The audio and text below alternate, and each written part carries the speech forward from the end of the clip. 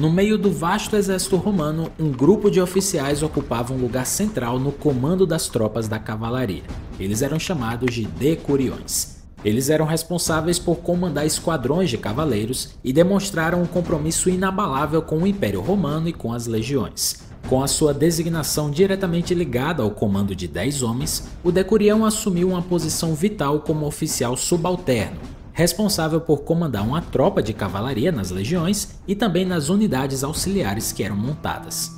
A história dos decuriões remonta aos tempos da República Romana, quando uma legião chamada Políbia contava com um complemento de cavalaria composto por 10 turmas de 30 homens cada. A liderança dessas turmas era confiada a 3 centuriões, eleitos pelos próprios membros do esquadrão, e o seu papel era essencial, já que como comandantes, os decuriões representavam a coragem que definiam a cavalaria romana. Com a transição da República para o Império, os decuriões continuaram a desempenhar um papel vital na hierarquia militar. Enquanto uma legião imperial romana abrigava um pequeno braço de cavalaria de apenas 120 homens, composto por 4 turmas, as unidades de auxiliares, compostas por não-cidadãos do exército imperial, eram lá da grande maioria dos decuriões. Eles eram responsáveis pelos comandos das unidades de elite da cavalaria, como por exemplo as alas e também as coortes equitata, que eram extremamente importantes para as linhas de defesa do exército. Dessa forma, durante o período imperial, os decuriões ganharam mais responsabilidades, e cada unidade da cavalaria, seja um esquadrão ou uma turma, era composta por 30 homens, supervisionados por 2 oficiais e liderados por um decurião.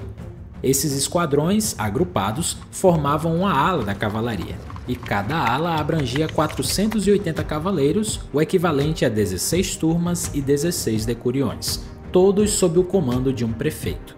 E o decurião era diretamente subordinado ao prefeito da cavalaria e garantia que as estratégias e as táticas da cavalaria fossem executadas com precisão. Muitos dos decuriões da cavalaria auxiliar haviam antes servido como legionários, e isso trazia muita experiência e habilidade em combate. Um exemplo notável desse legado de liderança e bravura é o decurião do segundo século chamado Tito Calídio. Inicialmente, Calídio ingressou em uma legião aos 24 anos, e com habilidade e determinação, ele ascendeu para se tornar decurião do esquadrão de cavalaria da 15ª Legião Apolinário. Seu excelente trabalho o levou a ser transferido como decurião sênior para a primeira coorte Alpinorum, que era uma unidade auxiliar de elite dos cavaleiros, e isso solidificou ainda mais a sua reputação como decurião.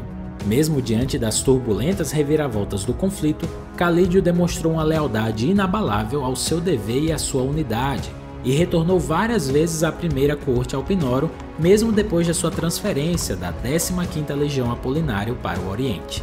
A sua devoção incansável ao exército romano ao longo de 34 anos de serviço foi um exemplo de dedicação incomparável que definia os decuriões romanos daquela época. Só que, apesar da sua importância, os decuriões na época do exército imperial ocupavam um estatuto social inferior aos decuriões na cavalaria republicana.